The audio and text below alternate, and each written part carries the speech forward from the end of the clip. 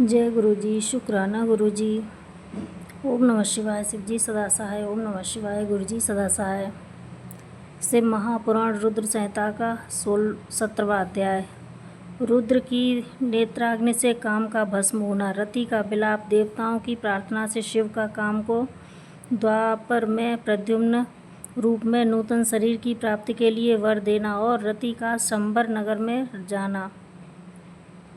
ब्रह्मा जी कहते हैं, मुनि काम अपनी साथी वसंत आदि को लेकर वहां पहुंचा।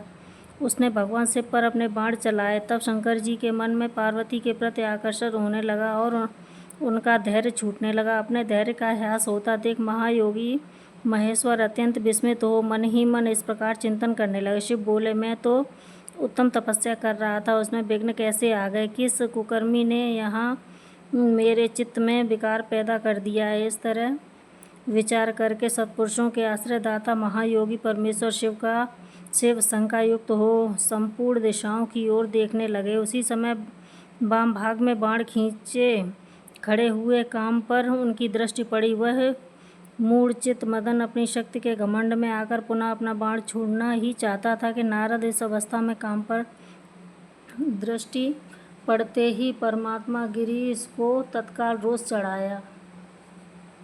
मुनि उधर आकाश में बाण सहित धनुष लिए खड़े हुए काम ने भगवान शंकर पर अपना अमोघ अस्त्र छोड़ दिया, जिसका निवारण करना बहुत कठिन था। परंतु परमात्मा शिव पर अमोघ अस्त्र भी मोघ व्यर्थ हो गया। कुपित हुए परमेश्वर के पास जाते ही शांत हो गया। भगवान शिव पर अपने अस्त्र के व्यर्थ हो जाने पर मन्मथ को बड़ा भय हुआ। भगवान मृत्युंजय को सामने देखकर वह कांप उठा और इंद्र आदि समस्त देवताओं का स्मरण करने लगा। मुनि श्रेष्ठ अपना प्रयास निष्फल हो जाने पर काम भय से व्याकुल हो उठा था। मुनीश्वर कामदेव के स्मरण करने पर वे इंद्र आदि सब देवता वहां पहुंचे और शंभु को प्रणाम करके उनकी स्तुति करने लगे।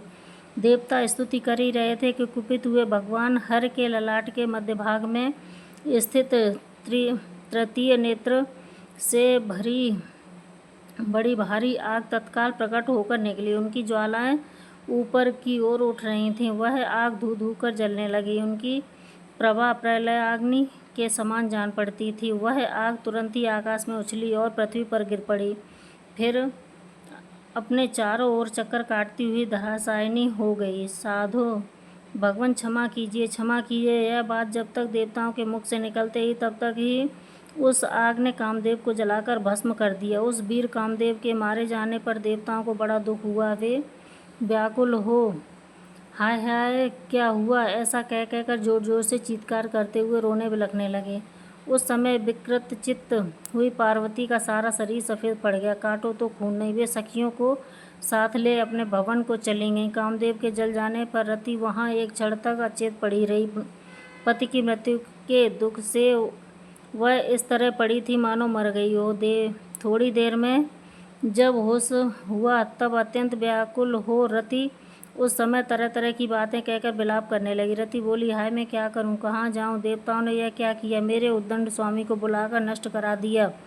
हाय हाय नाथ स्मर स्वामिन प्राण प्रिय, हा तुम सुख देने वाले प्रीतम, हा प्राणनाथ यह क्या हो गया? ब्रह्मा जी कहते हैं, नारद इस प्रकार रोती बिलखती और अनेक प्रकार की बातें करती हुई रति हाथ पैर पटकने और अपने सिर के बालों को नोचने लगी। उस समय उनका विलाप सुनकर वहाँ रहने वाले समस्त वनवासी जीव तथा वृक्ष आदि स्थावर प्राणी भी बहुत दुखी हो गए। इसी बीच में इंद्र आदि संपूर्ण देवता महादेव जी का स्मरण करते हुए रति को आश्वासन दे इस प्रकार बोले। देवताओं ने कहा, तुम काम के शरीर का थोड़ा सा भस्म लेकर उसे यत्नपूर्वक रखो और भय छोड़ो। हम सबके स्वामी महादेव जी कामदेव को पुनः जीवित कर देंगे और तुम फिर अपने प्रीतम को प्राप्त कर लोगी। कोई किसी को न तो सुख देने वाला है और न ही कोई दुख ही देने वाला है। सब लोग अपनी अपनी करनी का फल भोगते हैं। तुम देवताओं को दोष देकर व्यर्थ ही शोक करती हैं। इस प्रकार रति को आश्वासन दे सब देवता भगवान शिव के पास आए और उन्होंने भक्ति भाव से प्रसन्न करके यूँ बोले। देवताओं ने कहा, भगवान शरणागत वत्सल महेश्वर, आप कृपा करके हमारे शुभ वचन को सुनिए। शंकर, आप कामदेव की करतूत का पर भली भांति प्रसन्नता पूर्वक विचार कीजिए।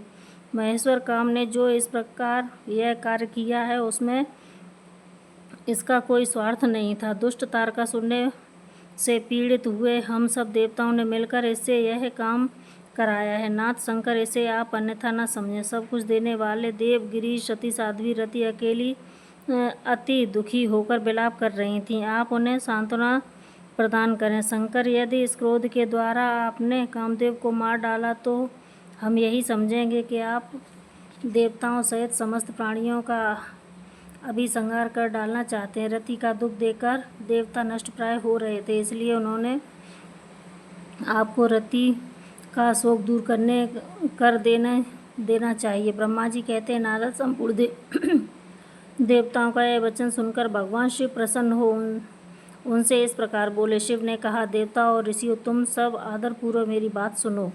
मेरे क्रोध से जो कुछ हो गया है वह तो अन्यथा नहीं हो सकता। तथापि रति का शक्तिशाली पति कामदेव अभी तक अनंग शरीर रहित रहेगा। जब तक रुक्मिणीपति श्री कृष्ण का धरती पर अवतार नहीं हो जाता। जब श्री कृष्ण द्वारका में रहकर पुत्रों को उत्पन्न करेंगे, तब वे रुक्मिणी के गर्भ से काम को भी जन्म देंगे।